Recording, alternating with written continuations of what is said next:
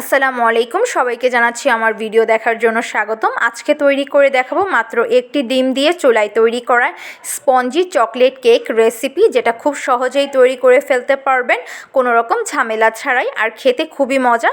তো চলুন পুরো রেসিপিটি দেখা যাক। রেসিপিটি দেখার আগে অবশ্যই একটি লাইক করে দিবেন আর আমার চ্যানেলটি সাবস্ক্রাইব করতে একদমই ভুলবেন না। তো এইখানে আমি একটা ডিম নিয়েছি, আর ডিমটা যদি ফ্রিজে থাকে তাহলে 30 থেকে 40 মিনিট আগে বের করে রাখবেন। এখন এর মধ্যে দিয়ে দিচ্ছি 1/4 কাপের মতন হচ্ছে চিনি। মিষ্টিটা যদি একটু বেশি খান তাহলে আরও 1 টেবিল চামচের মতন চিনি অ্যাড করতে পারেন। তো এখন আমি চিনি আর ডিমটা ভালো করে ব্লেন্ডার করে নেব। ডিম আর চিনিটা আমি 5 মিনিটের মতো ব্লেন্ডার করে নিয়েছি। এখন একটা মিক্সিং বলে এটা আমি ঢেলে নিচ্ছি। তো কেকের মধ্যে যেই উপকরণগুলো লাগছে সেইগুলো আমি একটু চেলে নিচ্ছি। তো এখন এর মধ্যে দিয়ে দিচ্ছি 1/2 কাপের মতন হচ্ছে আটা। আপনারা চাইলে ময়দাটাও ব্যবহার করতে পারেন। আর দিয়ে দিব হচ্ছে 1/4 কাপের মতন হচ্ছে কোকো পাউডার। কোকো পাউডারটা ভালো একটা ব্র্যান্ডের নেওয়ার চেষ্টা করবেন। আর দিয়ে দিচ্ছি 1 টেবিল চামচের মতন বেকিং পাউডার। এই দুইটা আমি চেলে নিব।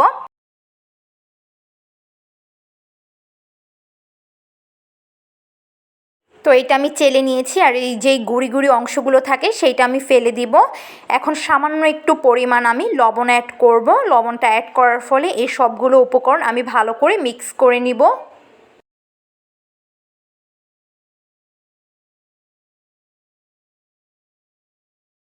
তো এইখানে আমার শুকনো উপকরণগুলো মিক্স করা হয়ে গেছে। এখন আমি ওই বাটিটা নিব যেটার মধ্যে আমি ডিম আর হচ্ছে চিনি ফেটিয়ে রেখেছিলাম। এখন এর মধ্যে দিয়ে দিচ্ছি 1/4 কাপের মতন হচ্ছে সয়াবিন তেল। আপনারা চাইলে এখানে অলিভ অয়েলটাও ব্যবহার করতে পারেন। আর দিয়ে দিচ্ছি 1/4 টেবিল চামচের মতন হচ্ছে ভ্যানিলা এসেন্স।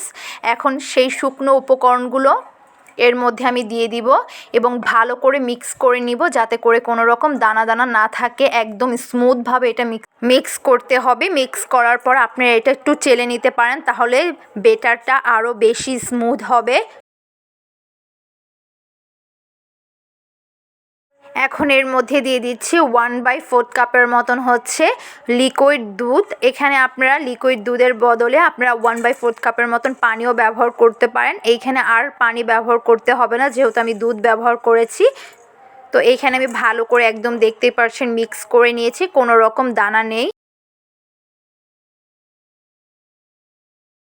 তো এইখানে আমি একটা ঢাকনাওয়ালা সসপ্যান নিয়েছি। আপনারা চাইলে যে কোনো বেকিং মোল্ডও নিতে পারেন। তো এখন আমি এর মধ্যে হচ্ছে বেকিং শিট দিয়ে দিব। যদি বেকিং শিটটা না থাকে তাহলে এইরকম একটা কাগজ নিতে পারেন, এইভাবেও করে নিতে পারেন। তাহলে আর বেকিং শিটের কোনো রকম প্রয়োজন নেই। একবার চোখের দেখা দেখে নিলেই এটা আপনারা পারবেন, একদম ঝটপটভাবে বানিয়ে ফেলতে পারবেন। তো এইটা আমি বানিয়ে নিলাম, একদম পারফেক্টভাবে হয়েছে, দেখতেই পারছেন। এখন এই নিচটার মধ্যে আমি তেল ব্রাশ করে দেব ভালো করে। তেলটা ব্রাশ করার পর আমি বেকিং শিটটা এটার উপরে দিয়ে দিব। এটার উপরেও আমি ভালো করে তেল দিয়ে ব্রাশ করে নিব। এখন এর মধ্যে যেই কেকের আমি বেটারটা গুলিয়েছিলাম সেইটা দিয়ে দিব এবং হালকা একটু ড্যাব ড্যাব করে দিব, যাতে করে কোনো রকম নিচে বুদবুদ থাকলে সেইটা আর না থাকে। এখন এটা ঢাকনা দিয়ে আমি ভালো করে ঢেকে দিব। তো আমি একটা বড় কড়াই নিব, তার উপরে আমি স্ট্যান্ডার রাখবো এবং সসপ্যানটা বসিয়ে দিব। তারপর পরিমাণ মতন পানি দিয়ে দিব। তো এখন কেকটা একটু চেক করে নিব যে হয়েছে কিনা ভিতরটা। তো ভিতরে আমি একটা কাঁটা চামচ ঢুকাবো। যদি কাঁটা চামচটা একদম ফ্রেশ আসে তাহলে বুঝে নেবেন কেকটা হয়ে গেছে। দেখতেই পারছেন কাঁটা চামচটা একদম ফ্রেশ এসেছে। তো এখন এটা আমি নামিয়ে ফেলবো।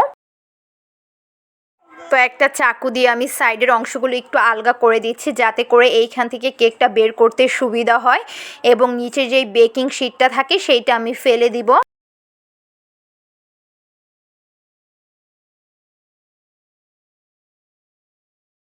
আর দেখতেই পারছেন কেকটা কতটা স্মুথ হয়েছে এবং অনেকটাই মজা হয়েছে খেতে। আপনারা অবশ্যই এটা বাসায় ট্রাই করবেন। আর আমার এই ভিডিওটা ভালো লেগে থাকলে অবশ্যই একটি লাইক করে দিবেন।